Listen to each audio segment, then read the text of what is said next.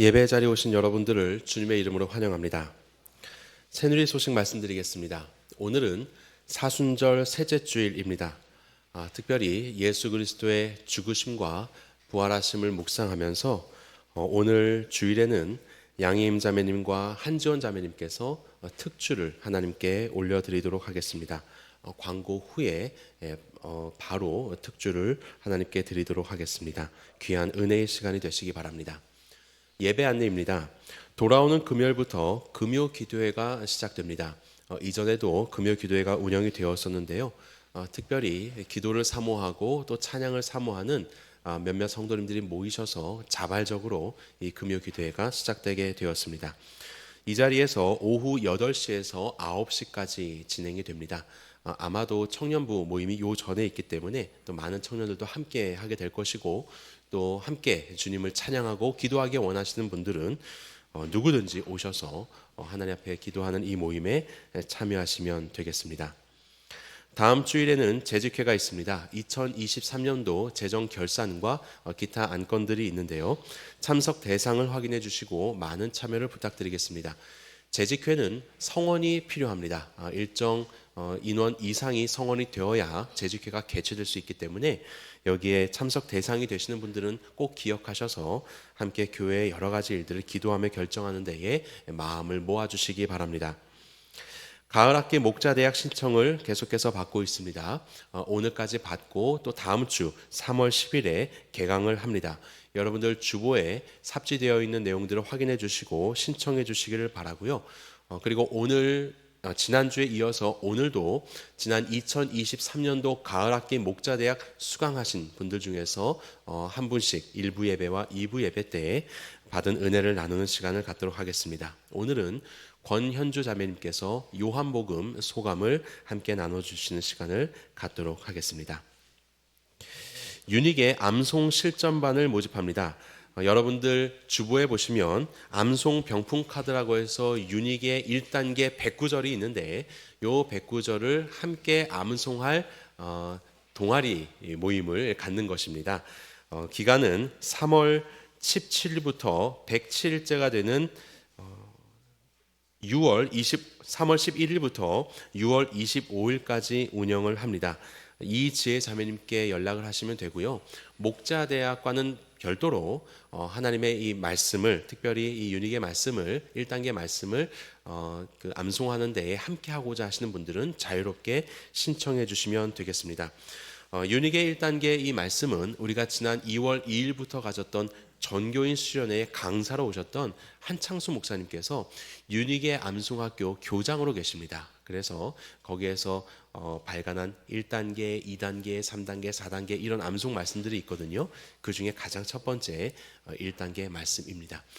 수련회 이후로 이 하나님 말씀을 암송하고 싶은데 어디부터 할까요? 라고 하는 많은 분들의 문의가 있어서 다른 것들도 있지만 여기서부터 합시다 라고 그렇게 많은 분들과 이야기를 좀 나누어서요, 여러분들에게 나누어 드렸습니다. 1인 한 개씩 가져가시면 되겠고요. 이후에 추가로 필요하시게 되면 개별 구입하시면 되겠습니다.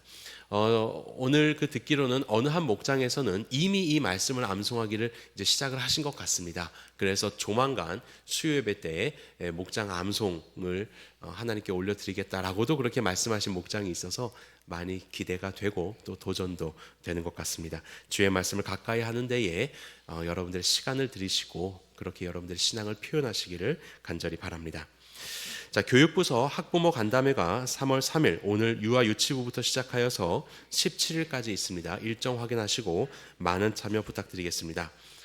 드디어 오늘부터 식당이 운영됩니다. 1, 2월 동안 겨울방학으로 쉬었다가 이제 3월 첫째 주가 되어서 시작을 하게 되었습니다. 특별히 이 시작은 우리 성도님들과 주일학교 학생들을 영육으로 강건토록 먹이자라는 취지를 가지고 우리 교육자 목장에서 오늘의 식사를 준비했습니다.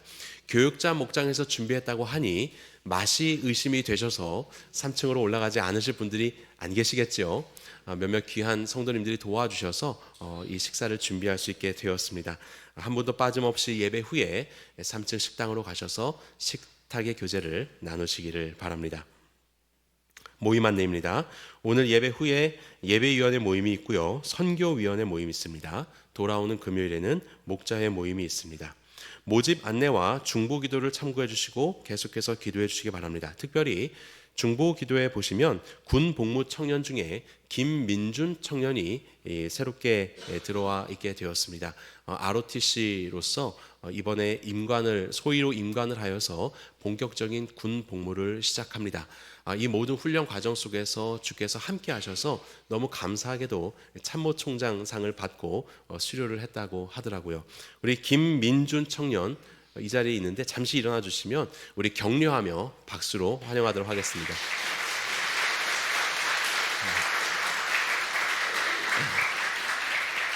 네, 앞으로 소위로서 군 복무를 시작하실 때 이 문무를 겸비한 호국광병의 귀한 일꾼으로 하나님 나라의 군사로서 귀히 쓰임 받기를 간절히 기도하겠습니다. 이 시간에는 지난 2월 2일부터 4일까지 있었던 전교인 수련회 이후에 우리가 설문조사를 하였습니다. 수련회를 마치고 그 결과에 대해서 위원장으로 섬겨주셨던 김영균 형제님께서 나오셔서 설문조사 결과를 여러분들에게 말씀드리도록 하겠습니다.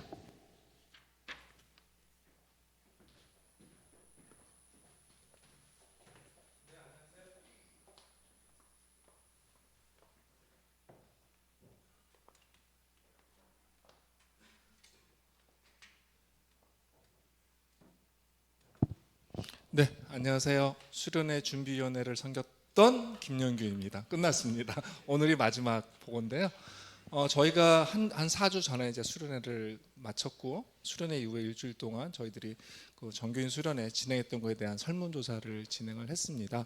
그래서 참 다행스럽게도 저희 새누리가 설문조사를 시행한 이래로 가장 많은 분들께서 응답을 해주셨습니다. 그래서 대략 한 85분 이상이 설문조사에 응해 주셨고요. 거기에 자료들을 저희 정교인 수련회 준비위원회 위원님들이 2주 전에 모여서 설문의 결과들을 나름대로 읽어보고 분석하고 하는 시간을 갖고 앞에 보시는 것처럼 정리를 했습니다. 그래서 한 6가지 파트가 되는데요. 일단 전반적으로 정교인 수련회에 만족하셨나요? 다 만족하셨다라고 합니다. 한 분도 빠짐없이 저희가 9년 만에 했던 정교인 수련회다 보니까 다들 기대가 있으셨던 것 같고 기대를 충족한 것 같습니다. 그다음에 두 번째 신앙적 도전에 대한 부분을 복수응답을 받았는데요. 많은 아까 목사님께서도 윤희기의 말씀 암송 얘기해 주셨지만 이 말씀 암송에 대한 도전이 다들 아주 강하게 다가오셨던 것 같습니다. 그리고 다음 세대에 대한 교육에 대한 관심도 있으셨다라고 복수응답을 해주셨고요. 그 다음에 세 번째가 이제 저희들이 수련을 진행하면서 수련의 어떤 물리적인 공간과 프로그램에 대한 설문조사를 했는데요.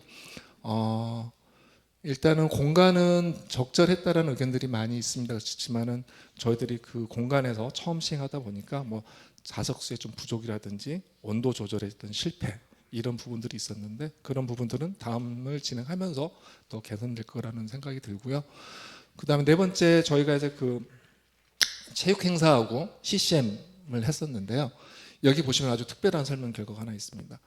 체육대회는 재밌고 즐거웠었나요? 매우 즐겁지 않았다. 한 분. 그래서 저희 새누리가 잃어버린 한 영혼을 품듯이 저분을 다음 수련회 때는 어떻게 품을 것인가에 대한 좀 고민을 하고서 진행을 하도록 하겠습니다. 마찬가지로 CCM 공연도 만족스럽고 불만족스러웠던 부분도 있기 때문에 이 부분들은 저희들이 다음 프로그램을 준비할 때는 참고해서 진행하도록 하겠습니다.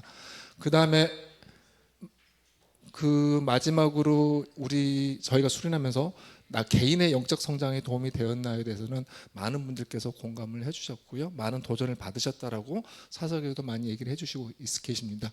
그 다음에 건의사항은 앞에 대표적으로 한 4개만 뽑았는데요. 참 고맙고 감사한 게 저희가 기타 의견으로 의견이 한 30가지 정도 나오신 것 같아요. 그래서 다음 수련회 때는 이렇게 했으면 더 효율적이겠습니다. 많은 좋은 의견들을 많이 주셔가지고요. 그 의견들은 다음 수련회를 준비하시는 준비위원회 위원장님께 제가 잘 전달하도록 하겠습니다. 네, 감사합니다.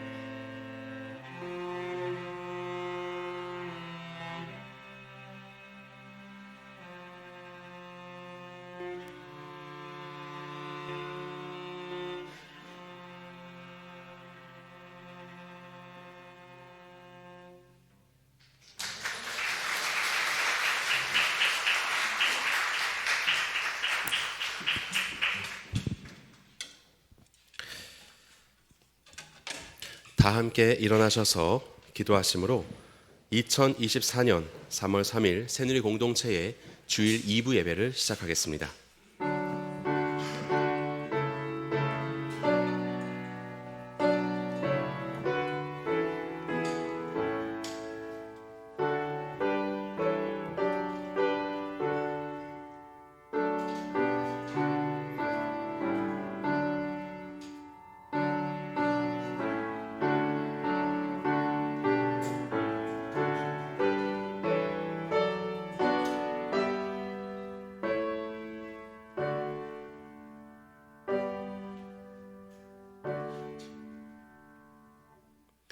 왕이신 나의 하나님이여, 내가 주를 높이고 영원히 주의 이름을 송축하리이다.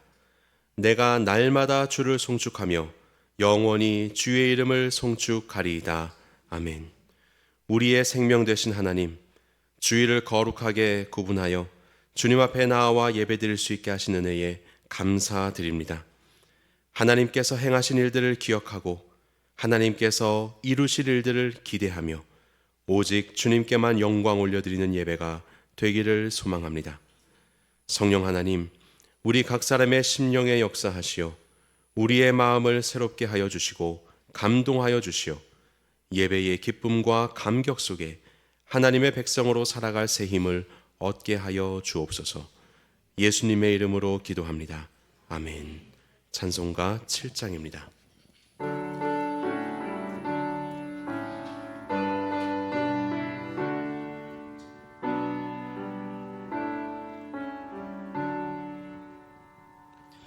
성부 성자 성령 삼위일체께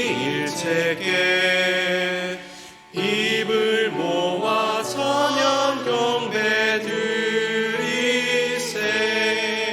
태초부터 지금까지 또 영원토록 영광 영광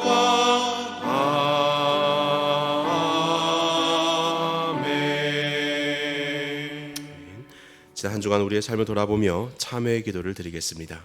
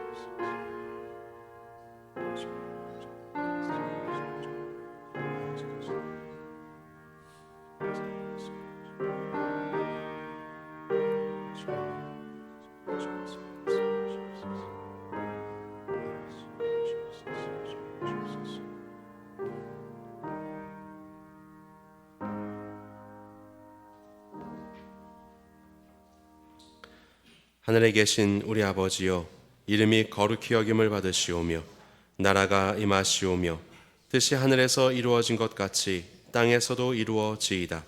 오늘 우리에게 일용할 양식을 주시옵고 우리가 우리에게 죄 지은 자를 사하여 준 것 같이 우리 죄를 사하여 주시옵고 우리를 시험에 들게 하지 마시옵고 다만 악에서 구하시옵소서.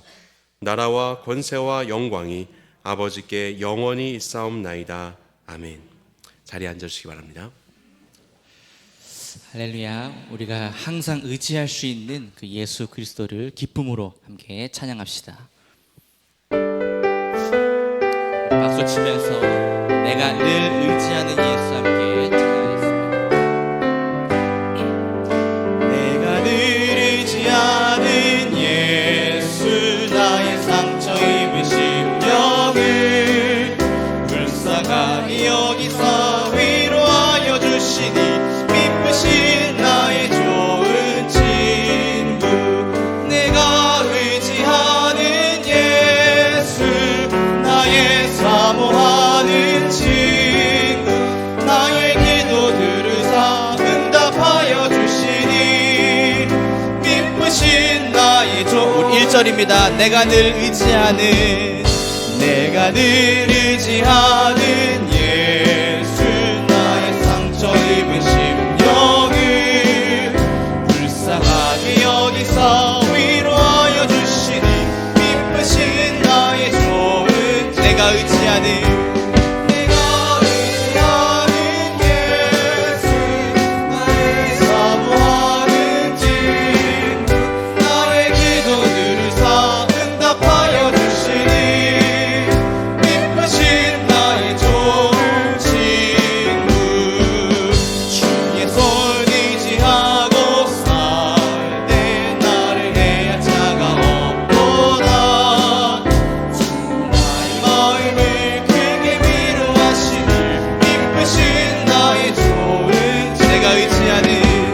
내가 의지하는 예수, 나의 사모하는 친구, 나의 기도 들으사 응답하여 주시니 기쁘신 나의 좋은 친구. 내가 요단강 건너서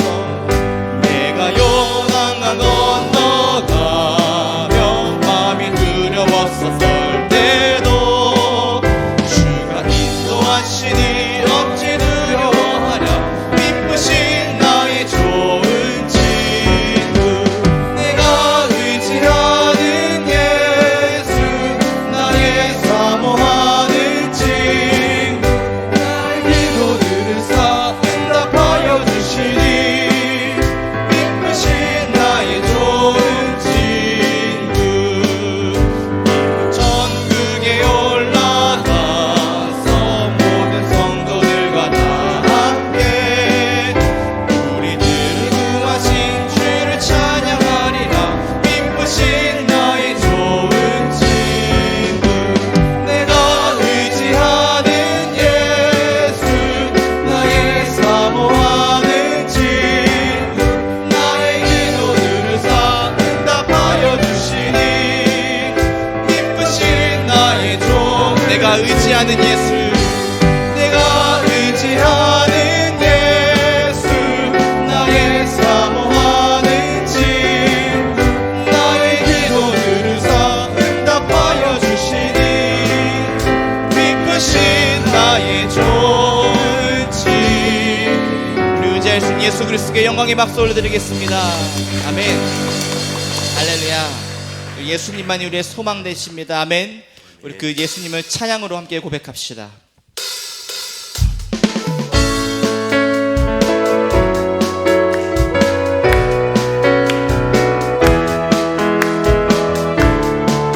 예수 열방 소망, 예수 열방의 소망, 예수 우리의 위로자, 주는 온 땅의 영원한 소망. 예수 어둠 속의 빛, 예수 변함없는 진리, 주는 온 땅의 빛이 되시네.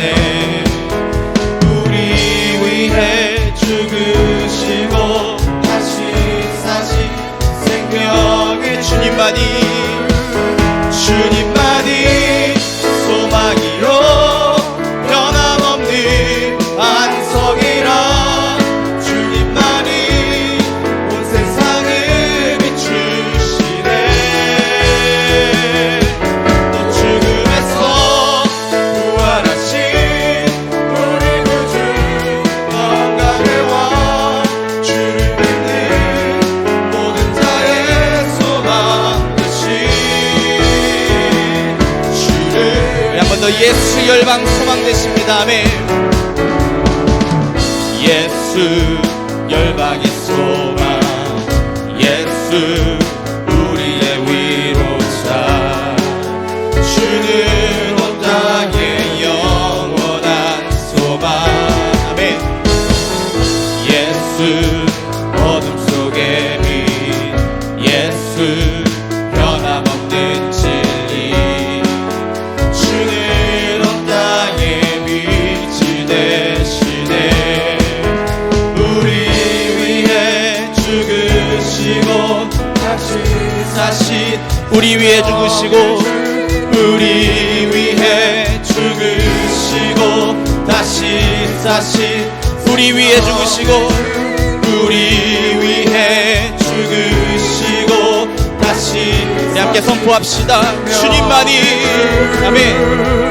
주님만이 소망이요 변함없는 반석이라 주님만이 온 세상을 비추시네. 죽음에서 부활하신 우리 구주 영광의 왕 주를 믿는 모든 자의 소망 주님만이 소망 되십니다. 아멘. 주님만이 소망이요 변함없는 반석이라 주님만이 온 세상을 비추시네. 죽음에서 부활하신 우리 구주 영광의 왕 주를 믿는 모든 자의 소망 되신 주를 믿네. 아멘. 주를 믿네. 주를 믿네.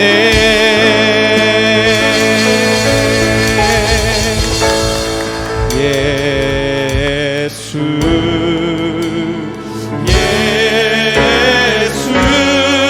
오 능력의 그 이름 예수 나 외쳐 부르네.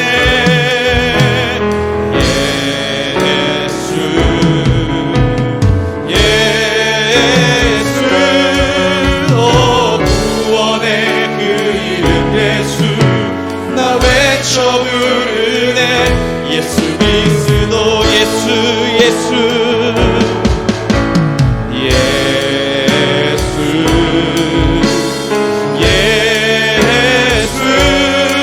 오 능력의 그 이름 예수 나 외쳐 부르네.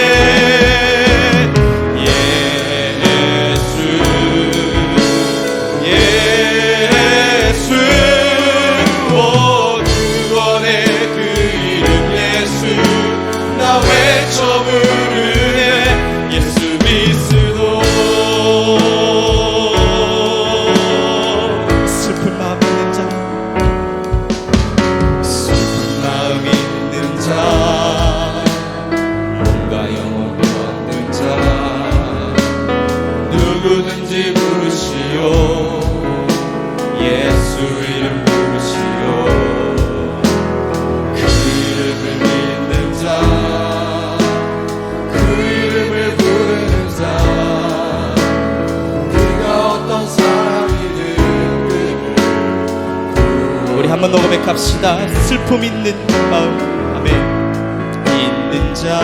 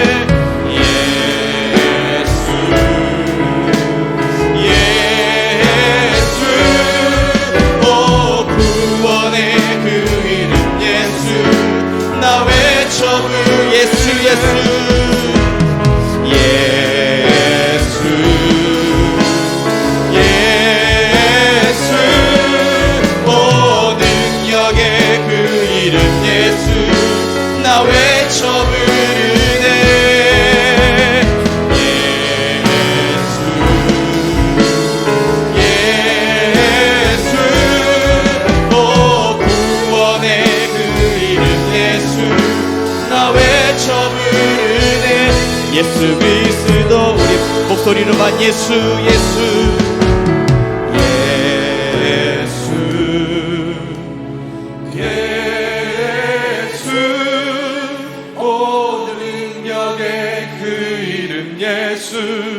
나 외쳐 부르네 예수 예수 오 구원의 그 이름 예수 나 외쳐 부르네 예수 그리스도.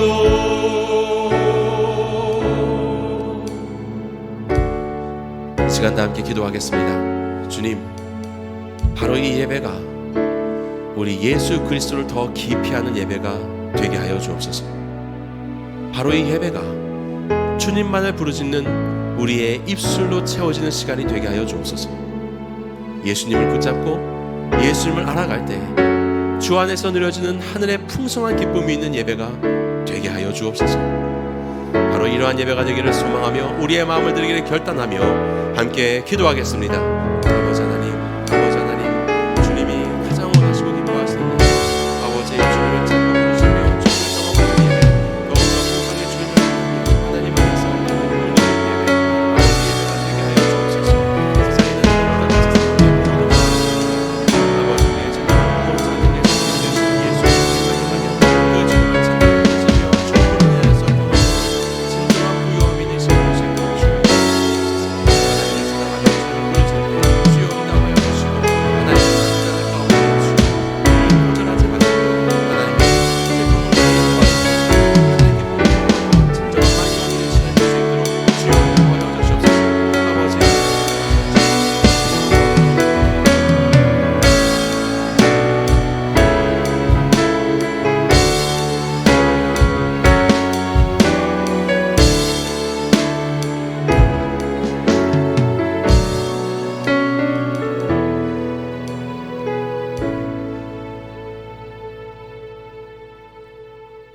기도하겠습니다. 하나님 아버지, 초대교회 믿음의 선배들이 날마다 모이기를 힘써 모였던 것처럼 오늘 우리가 이렇게 모여서 주님께 예배드립니다. 태초의 말씀으로 임하셨던 하나님, 그때 그 말씀 그대로 지금 우리가 드리는 이 예배 가운데, 우리 교회의 이 공간 가운데, 우리 각 목장 모임 가운데, 그리고 우리 새누리교회 성도 한 사람 한 사람 마음 한가운데 임하여 주셔서 흑암과 혼돈, 공허와 어두움, 무질서 가운데 있는 우리 마음의 빛으로 하나님 보시기에 좋으셨던 그 창조의 마음으로 새롭게 태어나게 하여 주시옵소서. 착한 목자, 착한 양들의 마음을 가지고 용서받은 탕자의 심정으로 아버지의 사랑을 알고 하나님과 평생 동행하는 삶을 살기를 원하셨던 몇몇의 형제 자매가 모임으로 우리 새누리교회가 세워졌습니다. 우리 교회를 세우셨던 믿음의 선배들의 주님을 향한 그 열정과 주님을 닮기 원하셨던 그 마음을 우리가 배우게 하시고 우리 교회의 모임과 우리 각자의 일터에서 각 가정 가운데 착한 양, 착한 목자, 용서받은 탕자의 심정을 가지고 살아갈 수 있게 성령 하나님 도와주세요. 주님, 지금 우리 삶을 한번 돌아봅니다. 지나간 우리네 인생을 돌아보면 우리의 삶은 어려움과 아픔, 고통으로 가득 차고 넘치는 것을 볼 수 있습니다. 아무 문제 없고 화목해 보이는 가정도 자세히 보면 건강의 문제가, 건강하면 경제적인 문제가, 경제적으로 윤탁하면 자녀의 문제가, 자녀의 문제가 없으면 부부의 문제가, 그리고 부모의 문제가, 우리의 삶의 기도 제목들은 꼬리에 꼬리를 물고 하나가 응답되면 더 큰 고난이 다가오는 그러한 것이 우리의 삶의 연속인 것 같습니다. 주님, 우리 마음에 말씀으로 임하여 주셔서 우리 삶 속에서 모든 고난을 넉넉히 이기고 승리하여 살게 하여 주시옵소서. 태초에 계셨던 그 말씀, 성경을 통해서 우리에게 말하셨던 그 말씀이 고난을 이길 수 있는 길임을 우리가 믿고 우리 마음판에 새기고 우리 손목에 메어 기호로 삼고 우리 미간에 붙여 표로 삼고 살게 하여 주세요. 주님이 십자가에서 표현하셨던 그 사랑만이, 그 말씀만이 우리 삶의 원동력임을 믿으며 살고 주님의 사랑으로 우리가 서로 사랑하며 살게 성령 하나님 이끌어 주세요. 그리고 주님이 주신 성경 말씀을 읽고 암송하는 것을 평생 동안 끊임없이 굳은 의지로 항상 선택하면서 살아가는 우리 모든 형제 자매가 되게 하나님 인도하여 주시옵소서. 하나님, 이 세상의 땅끝은 어디입니까? 이 세상의 땅끝은 예배를 마치고 나갈 이 세상이요, 우리가 사는 가정이요, 우리가 일하는 직장이고 교회 밖 세상이 이 땅끝입니다. 이 땅끝에서 연약한 우리가 주님의 증인된 삶을 살기에 부족함이 없도록 성령님 우리 삶에 함께하여 주시옵소서. 내일부터 우리 아이들 새 학기가 시작합니다. 우리 아이들 하나님의 백성으로 온전히 자라게 해주시고 하나님의 말씀 아래서 잘 새학기에 적응하면서 이 세상에 빛과 소금 된 삶을 사는 우리 자녀들 되게 해주시옵소서. 하나님, 오늘 단위에 세우신 목사님 말씀이 하나님 말씀 되게 하여 주시고 그 말씀을 우리 삶에 실천할 수 있도록 성령 하나님 인도하여 주시고 오늘 드려진 헌금이 하늘나라에 확장하는데 쓰일 수 있도록 주님 인도하여 주시옵소서. 예배 마치는 순간까지 하나님 홀로 영광 받아주셨고 감사드리며 예수님 이름으로 기도합니다.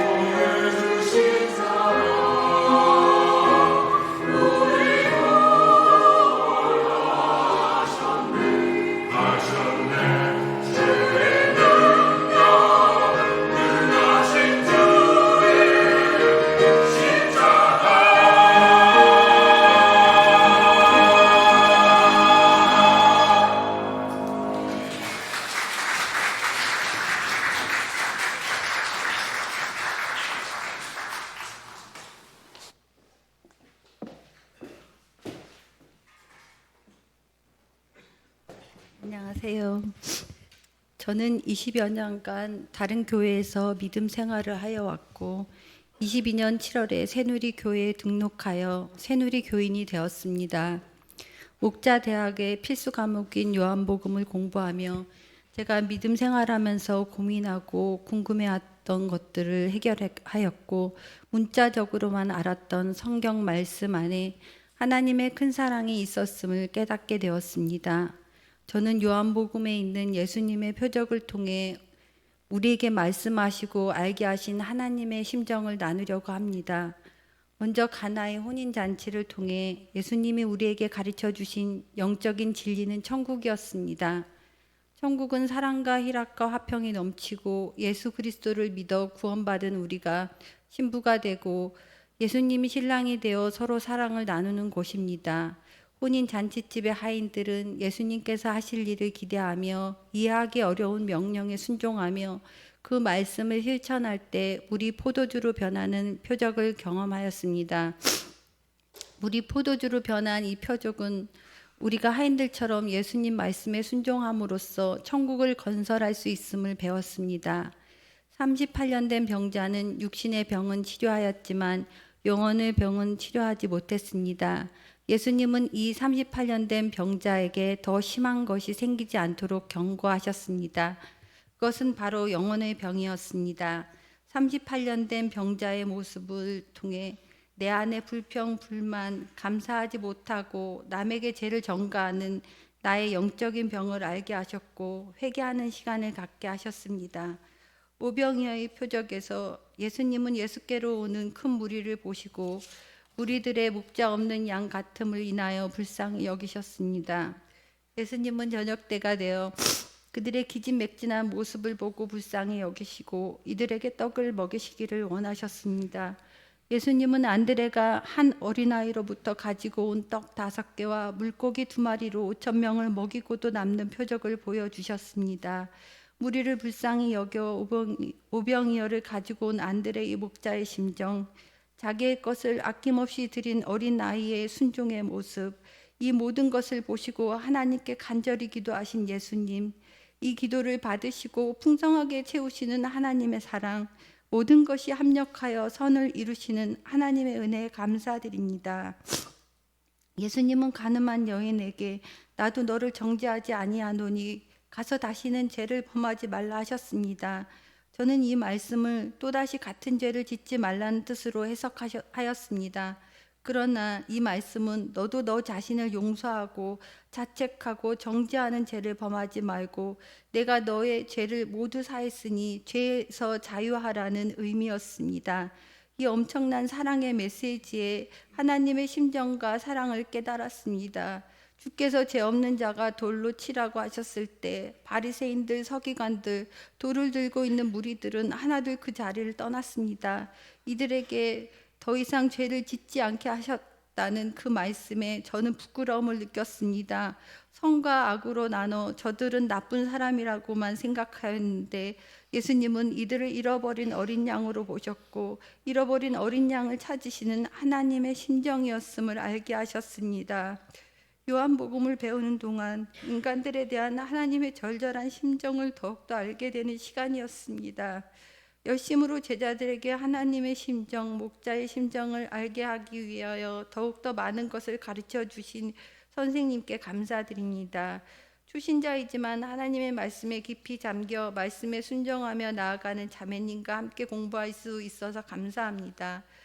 무엇보다 각 가정의 여러 가지 일들로 수업을 긴 시간 동안 하였지만 끝까지 마칠 수 있게 하신 하나님께 감사와 영광을 돌립니다. 감사합니다.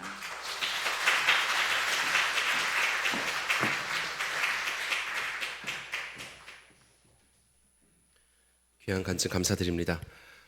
우리 목자대학 오늘까지 신청을 받고 있습니다. 삽지 참고해 주시고 많은 신청을 부탁드리고요. 수료를 아직 안 했을 때 그때가 신청을 해야 될 때가 아니라 여러분들의 심령 가운데 주님의 절절한 심정이 발견되지 않을 때 그때가 수강 신청을 하셔야 될 때입니다. 주저하지 마시고 수강 신청을 하시고 깊은 은혜를 함께 누리게 되기를 간절히 바랍니다. 오늘 함께 나눌 하나님 말씀은 사도행전 4장입니다. 사도행전 4장 11절에서 12절까지 보도록 하겠습니다. 사도행전 4장 신약성경 193면 사도행전 4장 11절에서 12절까지 한 목소리로 합독하도록 하겠습니다. 시작. 이 예수는 너희 건축자들의 버린 돌로서 집 모퉁이의 머릿돌이 되었느니라. 다른 이로서는 구원을 받을 수 없나니 천하 사람 중에 구원을 받을 만한 다른 이름을 우리에게 주신 일이 없음이라 하였더라. 아멘. 지난 2004년도, 지금으로부터 약 20년 전에 기독교의 대표라고도 할 수 있는 한 유명한 목사님께서, 아주 큰 교회를 심무하시는 목사님께서 동국대학교 불교대학원에 초청을 받아서 많은 스님들이 앉아 계시는 곳 앞에서 강연을 하신 일이 있었습니다. 그때 여러 강연을 하시고, 그리고 이제 강연 말미에 일문일답으로 질문을 받고 답변을 하실 때가 되었는데, 그때 한 스님이 이 질문을 하였습니다. 그리스도 외에는 구원을 받을 수 없다는 것으로 알고 있습니다. 우리 스님이 공부를 잘하셨지요. 그런데 오늘 목사님의 말을 기독교 외 예수님 하나님 외에도 구원을 받을 수 있다는 말로 생각해도 되겠습니까? 이런 질문합니다. 앞서 목사님의 강연의 내용을 쭉 살펴보다 보면 모든 종교는 평등하고, 그리고 서로의 공통 분모 속에서 저마다의 역할이 있고, 각 종교마다 저마다의 구원의 진리가 있으니 서로를 배척하는 것보다 서로에게 배우고, 나도 불교에게서 배우고 그 안에서 더 깊은 신앙을 발견하고 당신들도 우리에게서 배우고, 그렇게 서로 상생하는 삶을 살아야 한다. 이런 것이 강연의 내용이었습니다. 그러자 언뜻 듣고 있었던 스님이 질문하는 겁니다. 제가 알기로는 예수님 외에는 구원의 길이 없다는 것이 개신교의 논리인데, 지금 목사님은 그 말씀을 반하여 말씀하시는 것 같습니다. 라고 그것을 잘 들은 스님이 질문을 한 것이에요. 이에 대해서 목사님이 이렇게 대답합니다. 불교는 불교대로 존중하고 인정하고, 기독교는 기독교대로의 구원의 방식을 존중하고 인정해야 합니다. 종교라는 평등하는 공통 분모에서 차별을 인정하고 함께 살아가자는 것입니다. 내 것만 절대 진리라고 인정할 수 없다. 너는 죽이고 나는 살겠다. 그렇게 되면 상생의 의미가 없어집니다. 이것은 분명 부처나 예수님의 사랑과도 위배되는 일일 것입니다. 라고 목사님이 말씀하셨습니다. 사실 이 불교 학교에서 스님들은 모아놓은 그 강연에 왜 이토록 유명한 목사님을 초청하셨는가? 그를 통해서 무슨 메시지를 듣기를 원해서 초청하셨는가? 이런 의문이 먼저 생기는 바이고, 그리고 이러한 목사님의 발언을 통하여서 아마 이 불교가 원하였었던 그들의 목적을 달성한 것은 아닌가라는 생각을 하게 되었습니다. 종교다원주의라는 말을 아마 많이 들어보셨을 겁니다. 다원이라는 말은 많은, 다양한 원리라는 뜻입니다. 종교다원주의는 이것입니다. 원리가 다양합니다. 그리고 그 원리는 다 존중받아야 합니다. 그리고 그 원리를 통해서 결국 이루고자 하는 목표는 동일한 목표입니다. 서울을 가는데 서울을 갈 길은 다양하다. 이런 말을 하고 있는 것입니다. 모든 종교가 저마다의 가치와 진리를 가지고, 그리고 서울로 가는 것을 보여주고 있으니 우리는 서로를 인정해야 한다. 이것이 상생이요, 평화요, 사랑이다라는 것을 주장하는 것, 이것이 바로 종교다원주의라고 할 수 있을 것입니다. 그래서 목사님께서 5월달에 강의를 하시고, 그 강의 이후에 이틀이 지나서 불교신문에 이와 같은 기사가 났어요. 불교대학원 모모 목사 초청 특강. 그러면서 하는 말이 무엇이냐면, 모든 종교의 사명은 믿음과 소망을 주는 것이다. 이것으로 이 목사님의 강연을 한마디로 정리를 하였습니다.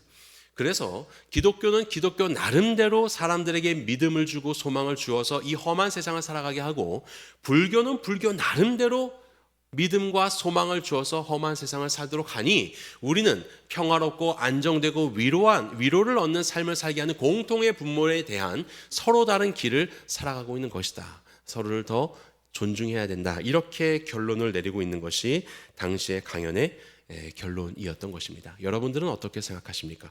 종교의 사명은 믿음과 소망을 주는 것이라고 생각하시나요? 저는 이 같은 사명은 종교의 일부 사명이고 종교의 가장 핵심적인 사명은 구원입니다. 구원. 믿음을 주고 소망을 준들 그것이 구원에 이를 수 없다면 그것은 썩어진 동아줄을 붙잡는 일이고, 정말로 구원을 말하고 구원이 그 안에 있는가, 이것이 우리의 진정한 점검 내용이 되어야 되는 것이에요. 믿음 좋지요. 소망 좋습니다. 또 더 나아가서 뭐가 있습니까? 사랑. 믿음과 소망과 사랑은 영원히 있을 것인데 그 중에 제일은 사랑이라고 성경에 써 있지요. 믿음과 소망과 사랑 참 좋은 것인데요, 사실 이것이 사탄이 일하는 도구라는 것을 아십니까? 사탄이 어떻게 세상에 거짓된 진리들을 펼쳐내고 우리의 마음을 현혹시키는지 아십니까? 믿음, 소망, 사랑을 심어주는 것으로 우리의 마음을 빼앗습니다. 마지막 때가 되면 사람들이 사랑하죠. 자기를 사랑한다고 합니다. 마지막 때가 되면 자기를 사랑하고요. 마지막 때가 되면 돈을 사랑하고요. 자신의 헛된 신념들을 사랑하는 거예요. 정말로 사랑해야 될 대상을 사랑하지 못하고 헛된 것들에 마음을 빼앗기게 하는 것입니다. 소망도 마찬가지입니다. 믿음도 마찬가지입니다. 사탄의 전략입니다. 믿음과 소망과 사랑으로 사람들을 진짜 진리에서, 구원에서 떠나게 하는 것, 그것이 사탄의 전략입니다. 믿음 가지십시오. 소망 가져야죠. 열심히 사랑하십시오. 그 모든 것에 예수님만 빼고.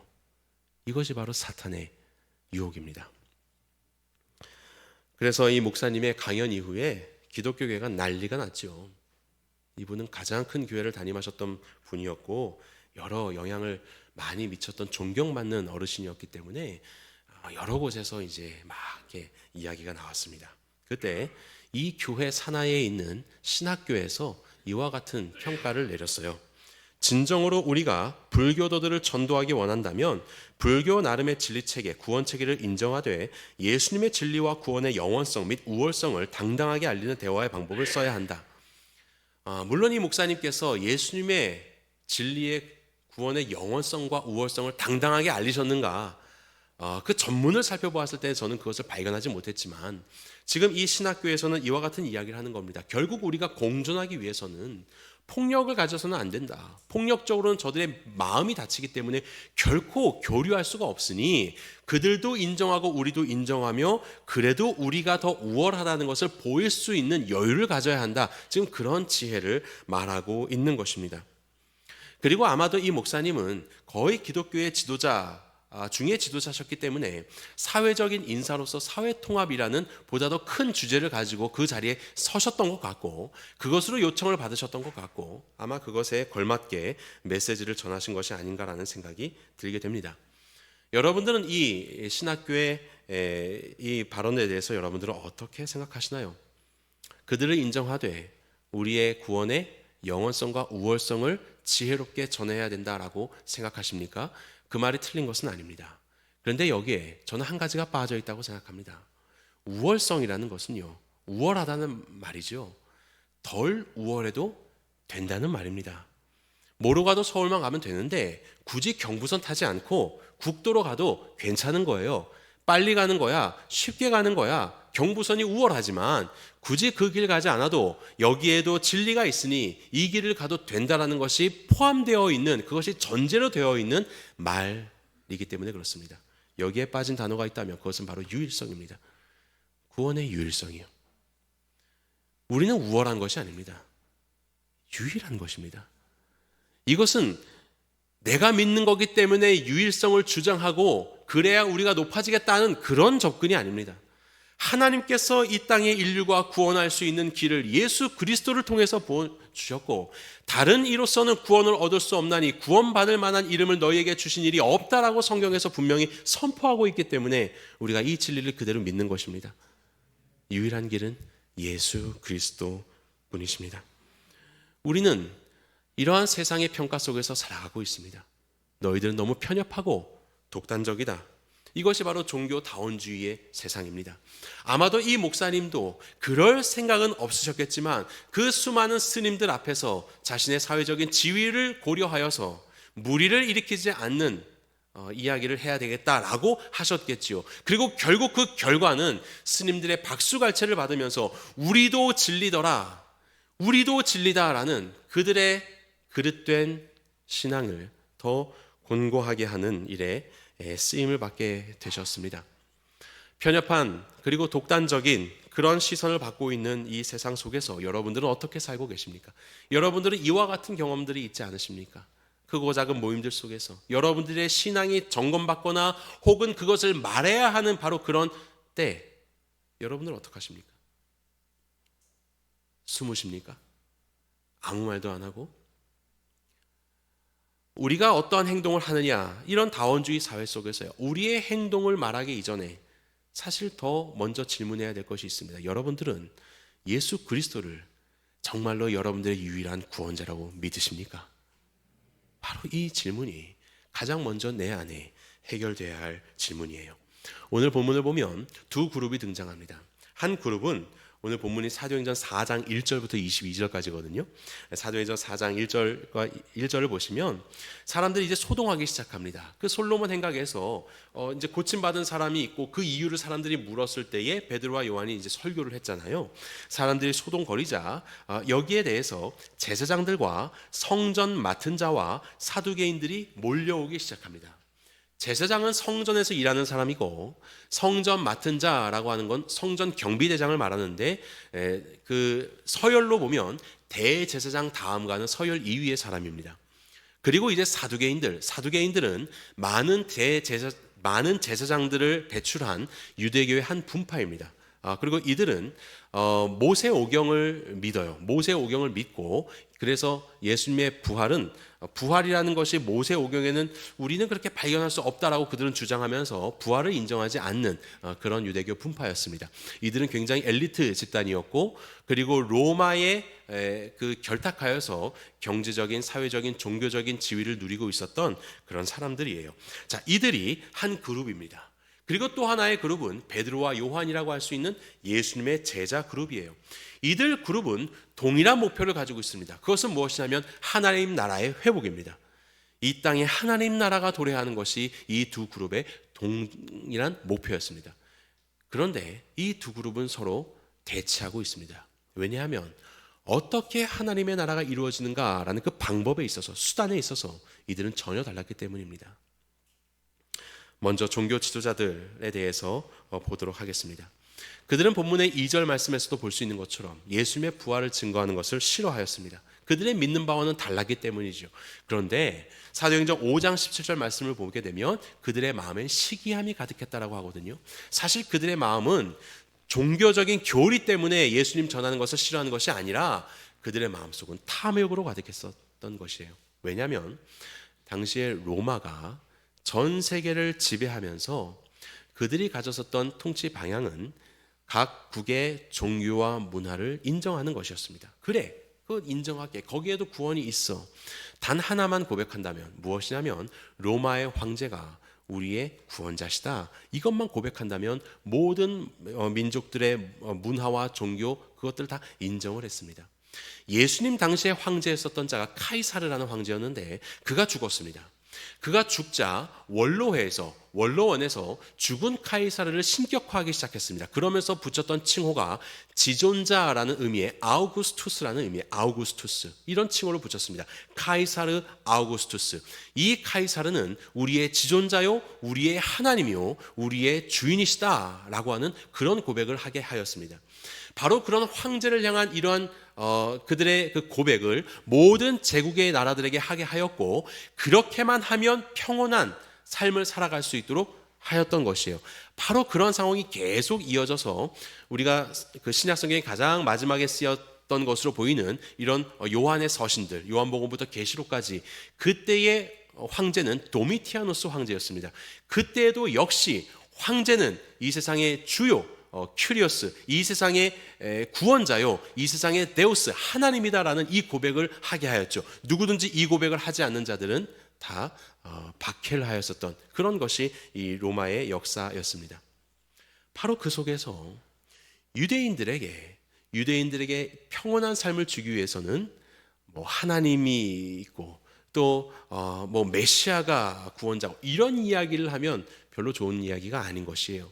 그래서 사두개인들은 가급적 이런 이야기들을 잠재우고 로마의 황제를 고백하는 그 평온한 삶을 유지하면서 자신들의 사회적이고 경제적인 지위를 유지하고 있었던 것입니다. 사실은 그들의 이 모든 행함의 원인은 탐욕이었던 것이에요. 그들이 생각하는 구원이란 무엇이냐? 진정한 하나님의 나라가 아니라 그 탐욕 속에서 누리는 그냥 그 귀족적인 삶을 살아가는 이 삶, 그것이 바로 자신의 천국, 하나님의 나라였던 것이죠. 이에 반해서 다른 부류에 있었던 예수님의 제자들은 어떻습니까? 이 나라가 온 로마 사회가 말하고 있는 평화, 그 속에서 서로를 인정하는 상생, 이런 것들도 다 의미가 있는 것이지만 구원이라는 것은 거기에서 오는 것이 아니다. 다른 많은 좋은 그런 개념들을 추구하는 것은 다 괜찮은 일일 수 있겠지만 정말로 우리의 삶의 구원은 오직 한 길 예수 그리스도뿐이시다. 이것을 고백한 것이 예수님의 제자들이었어요. 오늘 본문 12절 말씀 다 함께 같이 다시 한번 읽어보겠습니다. 시작. 다른 이로서는 구원을 받을 수 없나니 천하 사람 중에 구원을 받을 만한 다른 이름을 우리에게 주신 일이 없음이라 하였다. 구원은 유일하다. 그리고 이 구원, 이 유일한 길을 통하여서 우리는 정말로 하나님의 나라에 다다를 수 있다라고 주장했던 것이 바로 예수님의 제자들의 말이었던 것입니다. 어떻게 이렇게 이 유대인들이 서로 다른 모습을 가질 수 있었을까요? 어떻게 하나님의 나라의 앙망을 가지고 있으면서 어떻게 이렇게 서로 다른 모습으로 대치할 수 있게 된 것입니까? 그것은 바로 이 질문에 대한 대답이 다르기 때문입니다. 그 질문은 무엇이냐면 죄란 무엇인가? 이 질문입니다. 죄란 무엇인가? 죄가 무엇입니까? 우리 성경에서 말씀하고 계시는 죄가 무엇입니까? 이 죄에 대한 정의가 바로 잡히지 않으면 구원이라는 것이 어긋나게 되고 그 모든 신앙의 방향들이 어긋나게 되는 것이에요. 성경에서 말씀하시고 계시는 죄는 한마디로 말하면 하나님과의 관계의 틀어짐입니다. 하나님과의 관계의 틀어짐. 하나님과의 관계가 틀어진 것이 우리에게 문제가 되었다라는 것입니다. 왜냐하면 하나님은 생명의 주인이시기 때문에 생명의 주인과 관계가 틀어지자 그런 우리를 못되게 여겨서 너희들은 죄와 죽음으로 고통을 받아야 해라고 그렇게 우리를 지옥으로 보내시는 것이 아니라 생명의 주인과 생명의 근원과 틀어진 그 자체가 죽음이요, 그 자체가 사망이 되는 것입니다.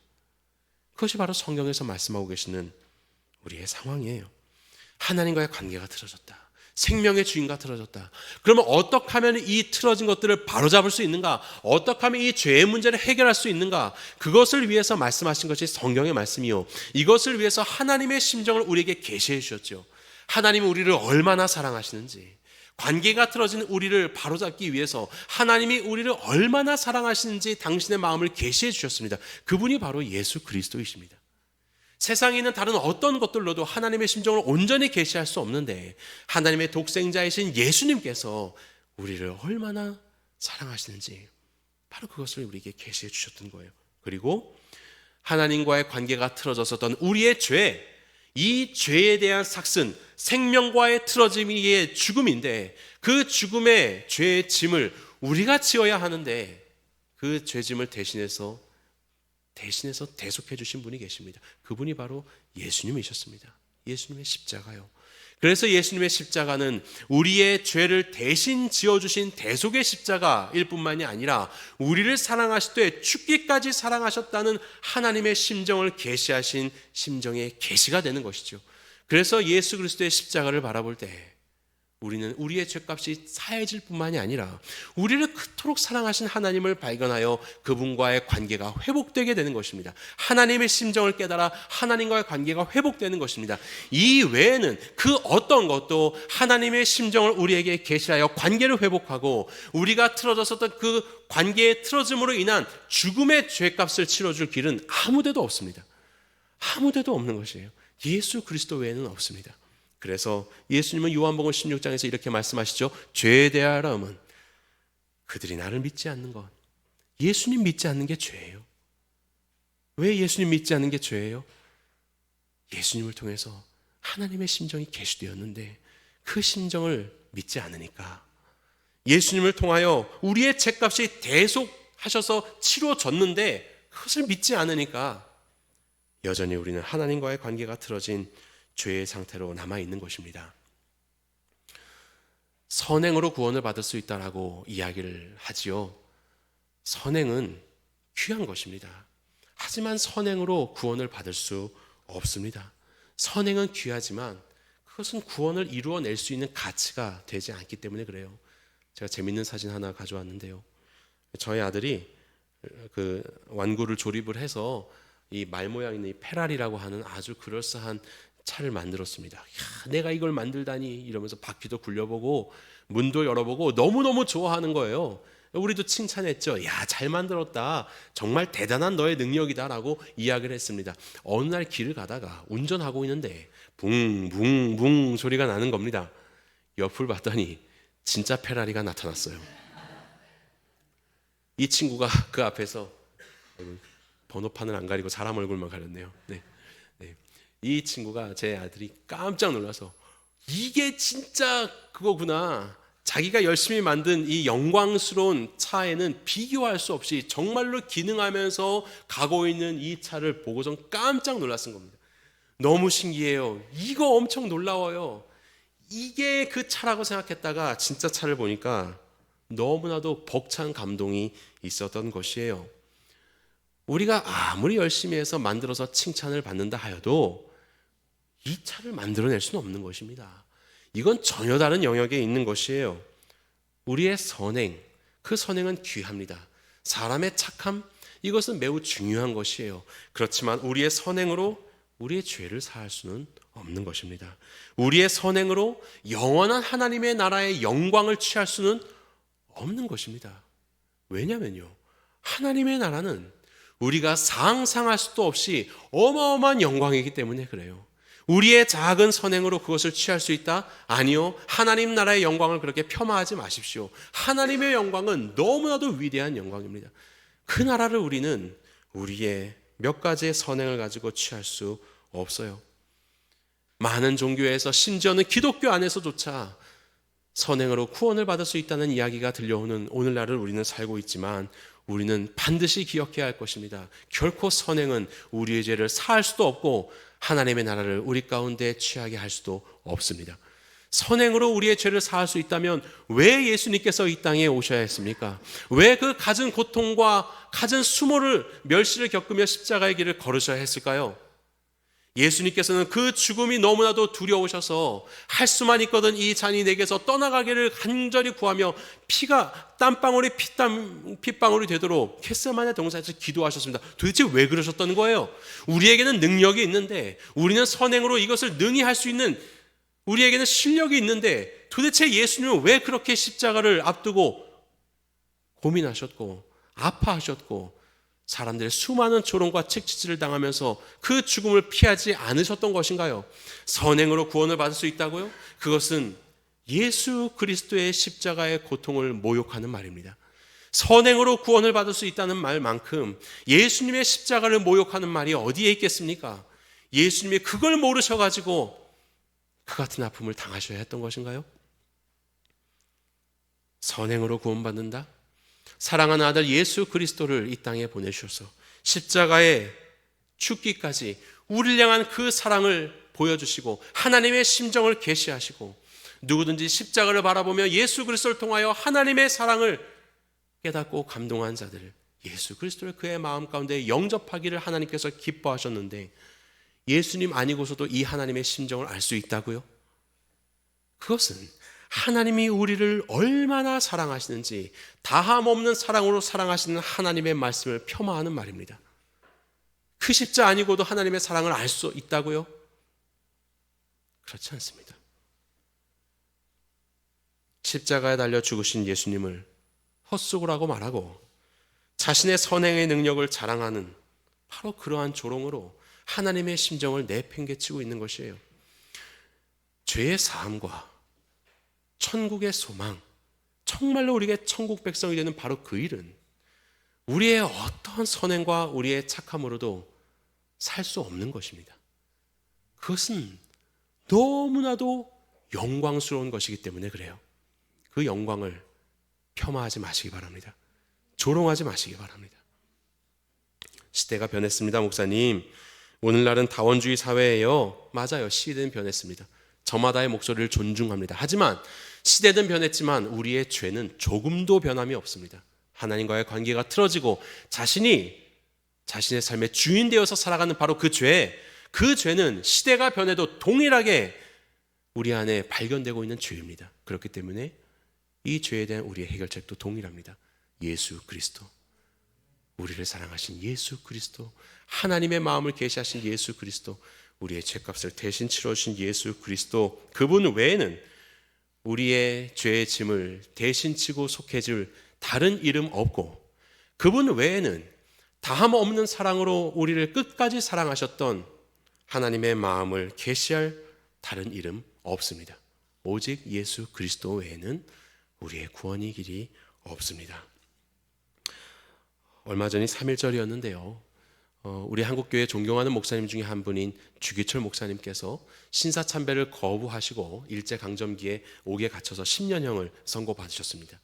너무 몸이 쇠하셔서 10년을 다 채우지 못하고 옥중에서 이제 순교하게 되셨죠. 그 목사님이 굉장히 실력이 있고 또 총망받는 목회자였습니다. 그분이 신사참배를 거부할 때에 얼마나 많은 사람들이 그분께 나와서 얘기했는지 몰라요. 목사님, 좀 더 지혜로워지시기 바랍니다. 지금 이곳에서 개죽음을 당하느니 조금 양보하시고 그리고 옥중에서 나오게 되면 정말 많은 영혼들, 그들에게 복음을 증거하며 큰 목회하셔야 되지 않겠습니까? 바로 그것이 사람들의 말하는 지혜였습니다. 당신의 능력으로 그러한 큰 목회를 위해서 조금 타협을 하는 것이 지혜라고 이야기했던 것이에요. 여러분들은 어떻게 생각하십니까? 아마도 주기철 목사님이 타협하여서 큰 목회를 하셨다면 지금 이곳에 있는 여러분들 아무도 주기철 목사님의 이름을 기억하지 못할 것입니다. 그분은 타협하지 않았고, 비록 그의 입술로는 다시 복음을 더 많은 사람들에게 증거할 수 있는 기회를, 그 생명을 그는 얻지 못했지만 지금도 그 목사님은 우리의 마음 가운데 살아계셔서 세상의 수많은 사람들에게 복음이 무엇인지, 예수 그리스도가 하나님이 우리의 진정한 구원자가 되시고 우리의 진정한 주인이 되신다는 것을 오늘도 말씀하고 계시지 않습니까? 다른 이로서는 구원을 받을 수 없나니 천하 사람 중에 구원을 받을 만한 다른 이름 우리에게 주신 일이 없습니다. 수많은 스님들 앞에서 우리 이 존경받을 만한 이 목사님께서 하나님의 복음을 전파하셨다면 어땠을까? 그들은 이미 들을 귀가 열려서 나름대로 들어보겠다고 앉아 있는데 그곳에서 참된 예수 그리스도의 복음을 증거하였다면 어땠을까? 모든 종교가 평등하다는 그 말에 스님들은 박수갈채를 보내었는데 도대체 그 박수갈채는 누구를 위하여서 보내는 영광이란 말입니까? 바로 이러한 세상 속에서 우리가 살아가며 참 담대한 신앙을 가지고 살아가는 것은 쉽지가 않습니다. 우리가 어떻게 담대할 수 있는가? 짧게 세 가지로 살펴보기를 원합니다. 첫 번째로 예수님과 교제하셔야 합니다. 예수님과 교제하셔야 여러분들 담대해져요. 본문의 20절 보겠습니다. 우리는 보고 들은 것을 말하지 아니할 수 없다 하니. 베드로와 요한은요, 예수님을 보고 들었습니다. 그들은 살아나신 예수님을 만났고요, 예수님을 경험했고요, 그를 만졌습니다. 이렇게 보고 들은 바를 우리는 전하지 않을 수 없다라고 이야기하고 있는 것이에요. 바로 이것입니다. 여러분들 안에 예수 그리스도와 함께하는 깊은 교제가 있어야 합니다.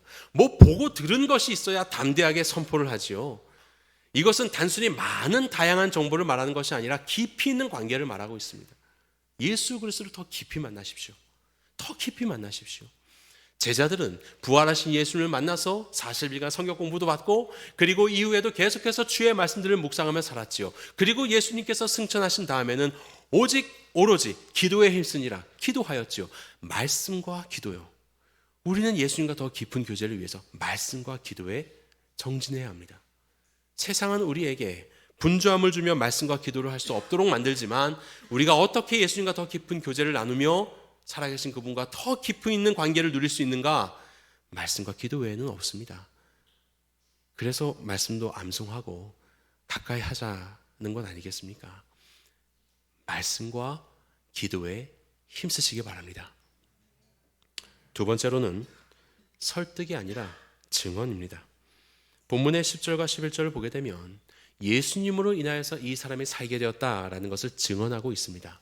그리고 건축자들이 버린 돌들이지만 예수님은 다시 부활하셨다. 그래서 모퉁이 돌이 되셨다라는 것을 증언하고 있습니다. 이것이 바로 제자들의 모습이에요. 다른 이로서는 구원을 받을 수 없나니 다른 이름에 구원을 얻을 만한 이름 주신 바가 없다라고 증언하고 있습니다. 이것이 바로 제자들의 모습이에요. 이기기 위해서 설득하는 것이 아닙니다.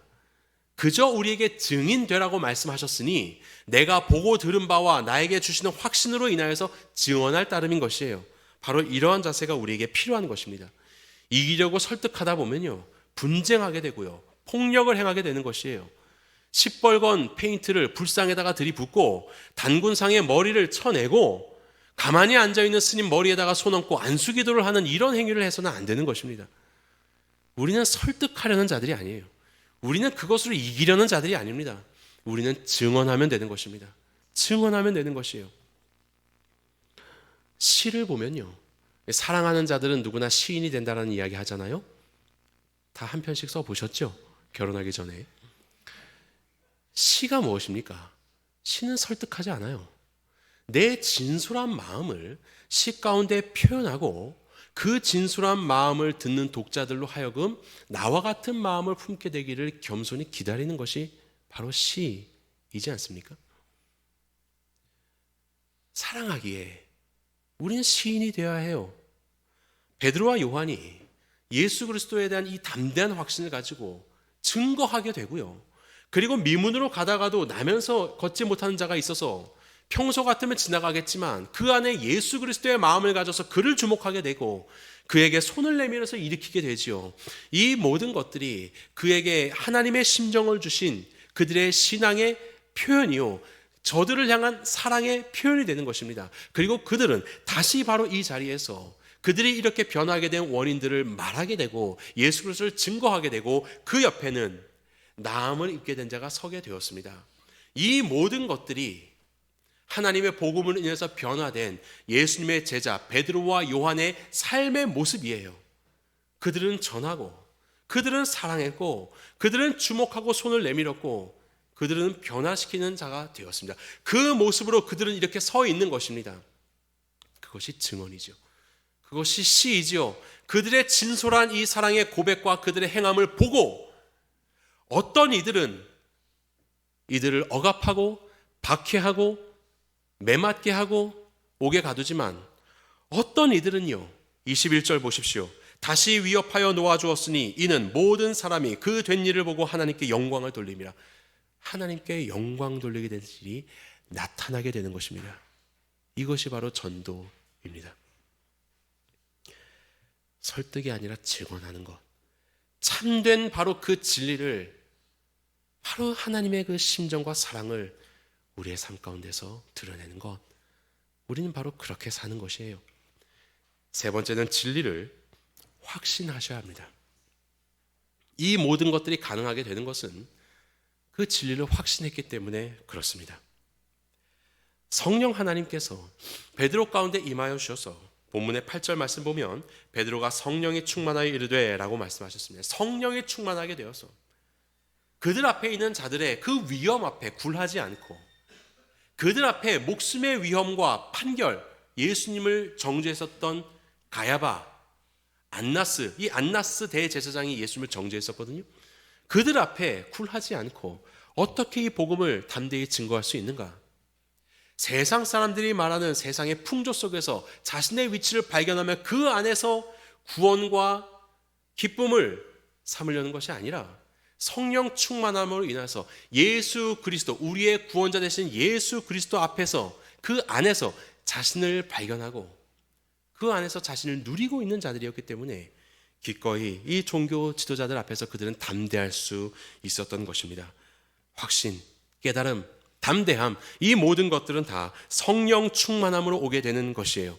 성령 충만하여서 은사를 받고 성령 충만하여서 각종 기적을 행하는 것도 다 중요한 일이지만 무엇보다 성령 충만하여서 성령이 이 땅 가운데 오시며 행하실 일, 죄에 대해서 깨닫고 참된 의이신 예수 그리스도에서 깨닫고 세상의 임금이 이미 심판받았다는 것을 깨닫는 것, 이것이 정말로 중요한 성령 충만이라는 것을 기억하시기 바랍니다. 이것을 알았었던 예수님의 제자들은 성령 충만하여 진리를 확신하며 이토록 담대히 증인된 삶을 살 수 있게 된 것입니다. 말씀을 맺겠습니다. 예수님만이 유일한 인류의 구원자가 되십니다. 예수님만이 유일한 나의 구원자가 되십니다. 바로 이 진리를 깊이 깨달으시며 그 안에서 진정한 행복과 만족과 생명을 얻으시는 주님의 자녀들이 되시기를 간절히 바랍니다. 그리고 그 확신 속에서 하나님께서 허락하신 우리의 삶의 모든 만남 속에 내게 있는 이 확신을 가지고 저들을 사랑하는 마음을 가지고 증인된 사명을 감당하십시오. 당장 눈에 보기에는 그것이 우리에게 박해로 돌아올 수 있지만 우리의 그 증언을 통하여서 하나님의 역사하실 것이요, 이 땅의 그 복음의 증언들로 인하여서 하나님 나라가 확장되는데 저와 여러분들을 사용하실 것입니다. 이 귀한 일들에 쓰임받는 구원받는 자들이 되시기를 예수 그리스도의 이름으로 간절히 축원합니다. 주신 말씀 기억하면서 기도합시다. 하나님, 우리는 예수 그리스도와 깊이 있는 교제를 가지고 있습니까? 보고 들은 것이 내 안에 있고 말하지 않을 수 없는 그 진리로 내 안에 왕성히 들끓고 있습니까? 성령 충만하게 하여 주옵소서. 그리하여서 우리가 주께서 주신 이 진리의 말씀을 가지고 이 세상으로 나아가 증언할 수 있도록, 하나님의 심정을 보일 수 있도록, 저들을 잡아 일으키는 데 쓰임받는 우리가 될 수 있도록 인도하여 주옵소서. 이러한 기도 제목 가지고 함께 기도하겠습니다. 아버지 하나님, 아버지, 세상이 무엇을 말하든 주님을 증거하며 예수 그리스도를 드러내는 우리의 삶이 되길 소망합니다. 아버지 하나님, 진리 가운데 더욱더 굳건히 서서 하나님이 기뻐하시는 그 길 가운데 나아가는 우리의 심령이 되기를 원합니다.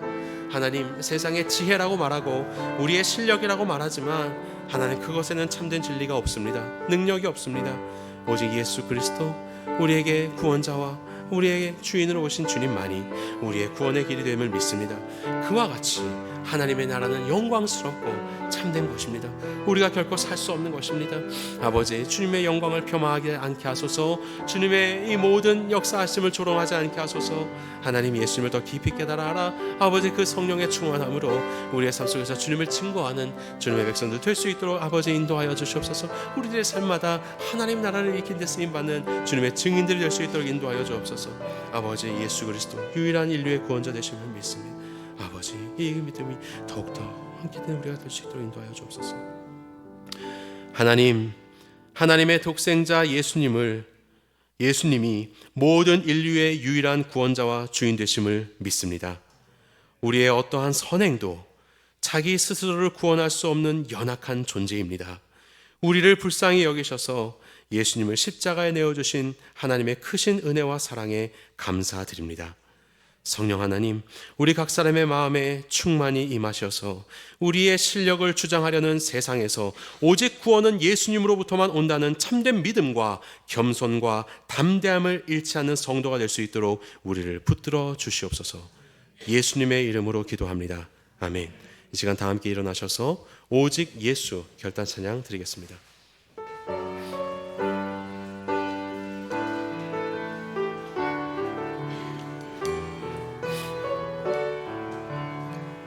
오직 예수, 다른 이름은 없네.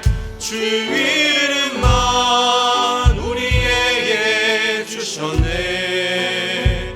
오직 예수, 다른 이름 없네. 오 영광과 존귀 권세와 찬양 받으실 분 오직 온 땅 위에 홀로 높으신 이름, 온 땅 위에 홀로 높으신 이름, 하늘 위 높이 들리셨네. 온 땅 위에 홀로 높으신 이름, 영광과 존귀와 찬양 드리세. 오직 예수, 오직 예수,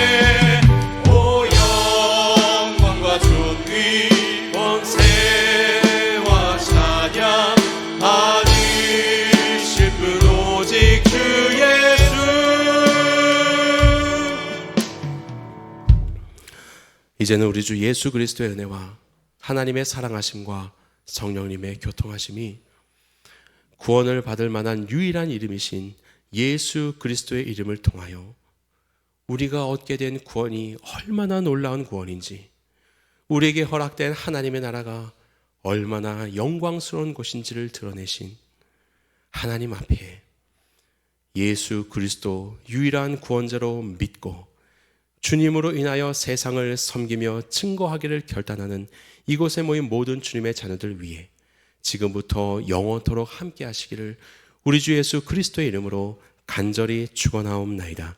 아멘.